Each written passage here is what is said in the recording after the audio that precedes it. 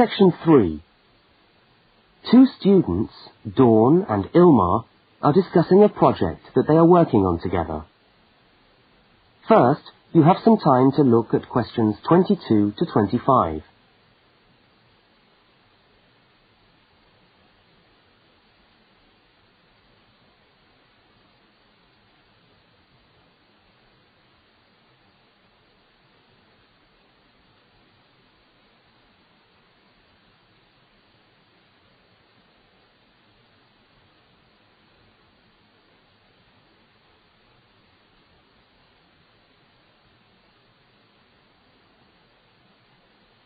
Now listen to the first part of the conversation and complete the fact sheet by filling in the numbered spaces 22 to 25.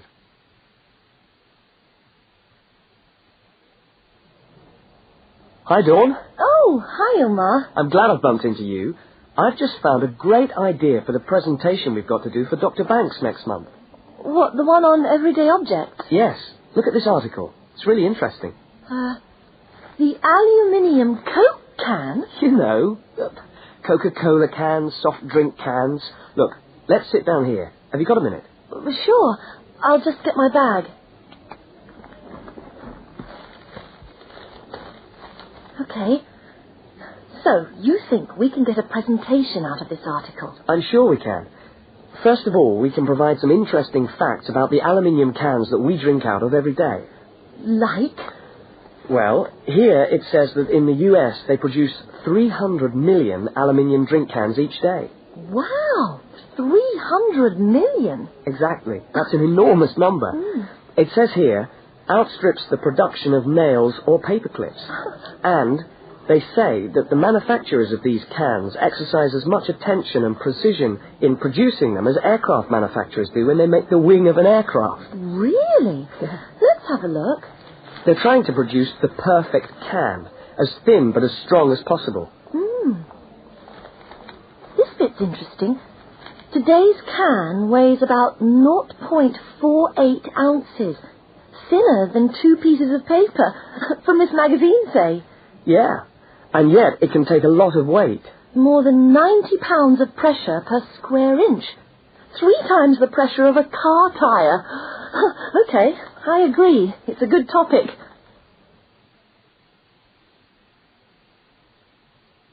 Now look at the diagram of the aluminium can and at questions 26 to 31.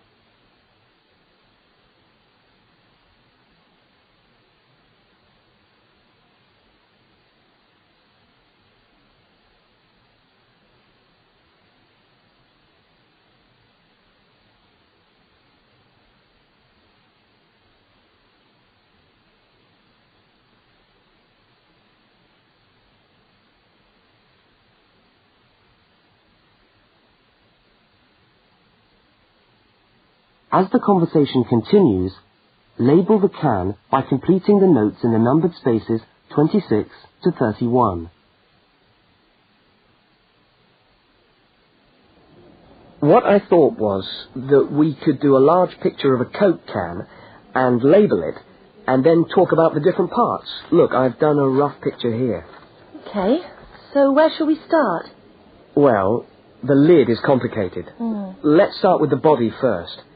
I'll do a line from the centre of the can, like this, and label it body. What does it say? It's made of aluminium, of course, and it's thicker at the bottom. Right, so that it can take all that pressure. And then I think you should draw another line from the body for the label. Right, label. The aluminium is ironed out until it's so thin that it produces, what does it say? A reflective surface suitable for decoration. That's right. Apparently it helps advertisers too. Yes, because it's so attractively decorated. Good. And then there's the base. Yes, it says the bottom of the can is shaped like a dome so that it can resist the internal pressure. That's interesting. I didn't know that. Nor did I. Okay, so going up to the lid, there are several things we can label here. There's the rim around the edge, which seals the can. Got that. And there's a funny word for the seal, isn't there? Yes, it's a flange. What does it say about it? Well, the can's filled with Coke or whatever, and after that the top of the can is trimmed and then bent over to secure the lid. That's right. It looks like a seam. We could even do a blow-up of it, like this. F-L-A-N-G-E. Yes, that would be clearer. I think we should label the lid itself and say that it constitutes 25% of the total weight. 25%? Mm. So it's stronger than the body of the can. Mm. So to save money, manufacturers make it smaller than the rest of the can. Didn't know that either. So, how do we open a can of Coke? First of all, there's the tab, which we pull up to open the can, and that's held in place by a rivet. I think that's too small for us to include. I agree. But we can talk about it in the presentation. We can show the opening, though. That's the bit of the can that drops down into the drink when we pull the tab. Yeah, hopefully. Sometimes the tab just breaks off. I know. Anyway, the opening is scored so that it pushes in easily but doesn't detach itself. Okay. We can show that by drawing a shadow of it inside the can. Like this. I'll label it Scored Opening. Great. Well, I think we've got the basis of a really interesting presentation. Let's go and photocopy the article. Fine. I'll take it home and study it some more. That is the end of section 3. You now have half a minute to check your answers.